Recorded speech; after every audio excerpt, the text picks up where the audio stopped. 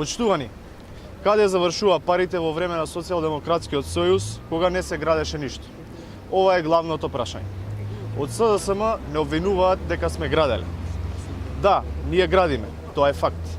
Го градиме булеварот Свети Климент Охридски, го изградивме и проширивме булеварот Илинденска, се реконструира и прошири булеварот Теодосиј Гологанов. Малку подолу е новата зграда на Министерството за земјоделие, која е во завршна фаза на изградба. До нејзе е ново изградениот стадион Арена Филип II. За прв пат во Скопје и Македонија се доби спортски објект како што и заслужуваат граѓаните на Република Македонија. Целосно го реконструиравме и мостот Гоце Делчев, кој што е во непосредна близина. Ја направивме жичарницата на водно. Ние го спроведовме проектот за реновирање на 12 средни училишта во градот Скопје. Направивме и спортски центар Борис Трајковски, како што спомена. Сето ова што го набројуваме е само мал дел од она што е изградено во градот Скопје и во Република Македонија.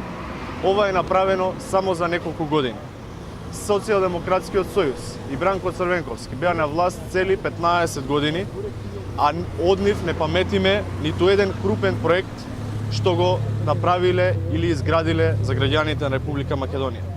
Главното прашање е каде завршуваа парите на граѓаните во времето на Социјалдемократскиот сојуз. Тогаш немаше пари ниту за изградба, ниту за реконструкција на булевари и улици, ниту за изградба на спортски објекти, ниту за субвенции во земјоделието, ниту за здравството, ниту за образованието. Затоа, почитувани, главното прашање и вистинското прашање е каде одеа овие пари кога Социјалдемократскиот сојуз беше на власт? Зашто тие ги трошеа народните пари? Благодарам.